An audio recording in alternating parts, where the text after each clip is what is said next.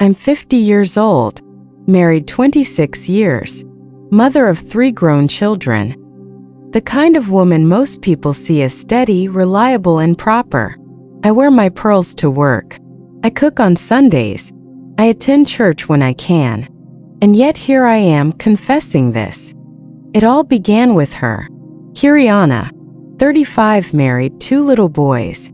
Still in that stage where she'd rush home after work to cook, clean, and collapse into bed with exhaustion.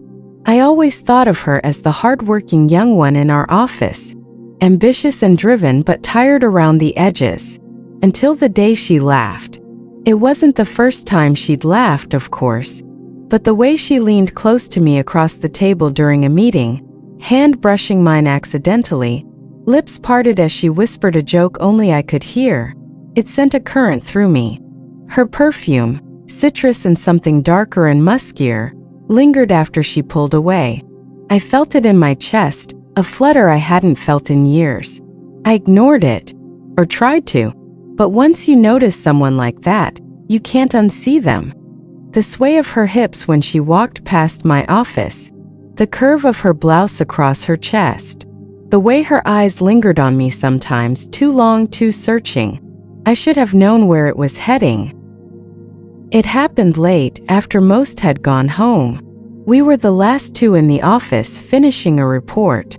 The glow of her monitor lit her skin, her hair loose around her face.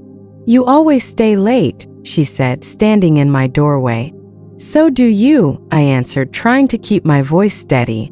She leaned against the frame, her blouse unbuttoned 1 notch lower than usual. Her eyes swept my body, not subtly, not accidentally. My throat tightened.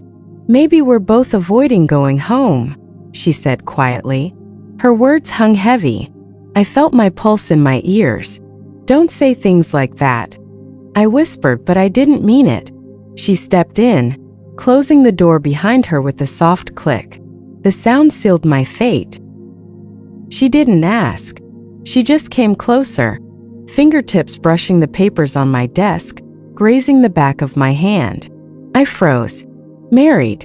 She was married. I was married. This was insane. But when her lips touched mine, soft and hesitant, I didn't stop her. I couldn't. It was like waking up after years of sleep. Her mouth tasted faintly of coffee, her tongue sliding against mine, slow and deliberate. My whole body lit up with fire and shame tangled together. When she pulled back, her breath hitched. "God, what are we doing?" she whispered. I stared at her, trembling. Something we can't undo. And then I kissed her back, harder and hungrier, like I'd been waiting my whole life for this forbidden spark. It escalated too fast. Weeks of tension exploded that night. She pushed the files off my desk with one sweep, climbing up as if she owned the space. I stood between her legs, my hands trembling as I slid them under her skirt. She gasped, gripping my shoulders. "We can't." But her hips bucked forward, betraying her words. I pressed kisses down her neck, breathing her in, my hand slipping into the heat of her well. My God, the way she moaned, it was low, guttural and needy, a sound that burned itself into my memory. When she came undone on my fingers, clutching my hair, face flushed, I knew I was lost. We stayed in that office far too long, fixing ourselves, smoothing skirts, wiping lipstick from each other's mouths. And when we left, we didn't look at each other. Not until the elevator doors closed and our reflections stared back at us. That's when she whispered, "I'll never forget this." Neither would I. It didn't stop at once. Of course not. That's the cruel thing about desire. You think you can lock it away, but once it's out, it grows like wildfire. The office became our playground. Her lips against mine in the storage room, quick and urgent. My hand sliding under her blouse in the boardroom after hours. Her kneeling in front of me in the ladies' bathroom, doors locked, her tongue working me until I had to bite my wrist to stay silent. Every encounter was dangerous. Every encounter was wrong. And every time it felt more impossible to quit. It wasn't just lust. That's what scared me the most. It was the way she'd rest her head on my shoulder after, tracing lazy circles on my thigh. The way she'd text me late at night thinking about you. I began lying to my husband, staying late at work, claiming deadlines, reports, things he didn't question because I'd always been responsible. He trusted me completely, but the guilt gnawed at me. Every Sunday in church, I'd sit beside him, my wedding ring heavy, Mara's touch ghosting across my skin. I'd bow my head in prayer, whispering forgiveness I knew I didn't mean, because I didn't want to stop. One night, she pulled me into the conference room, blinds drawn, her blouse already unbuttoned. "You drive me crazy," she whispered, straddling me on a chair. Her scent, her warmth, the weight of her. Everything about her consumed me. I gripped her hips as she ground against me, her lips swollen from kissing, her eyes wild with need. "This is wrong," I moaned, even as I pulled her closer.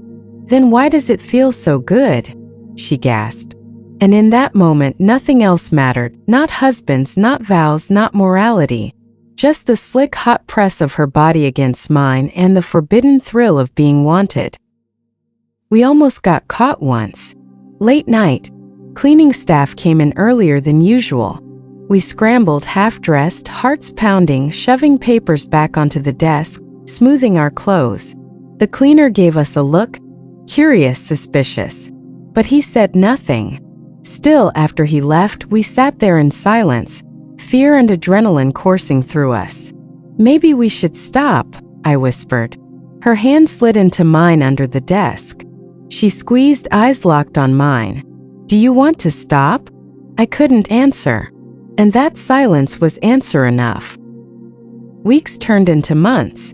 The affair stretched on, woven into the fabric of our workdays.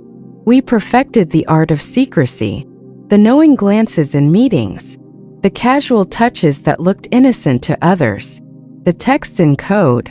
But behind closed doors, in the safety of our locked offices, we unleashed the parts of ourselves no one else had ever seen.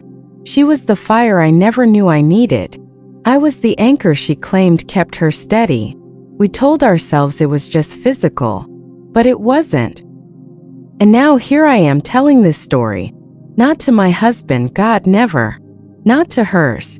Just here, in this moment, in this voice, confessing what I can't confess anywhere else. Because I'm still married. She's still married. And no one knows. Not a soul. But if you were to ask me if I regret it, if I regret the countless times I let her spread me across my desk, her mouth between my thighs, my moans muffled against her shoulder so no one would hear, the answer would be no. I regret nothing. Because forbidden as it was, as it still is, she made me feel alive again. And that's the one thing I can never confess out loud.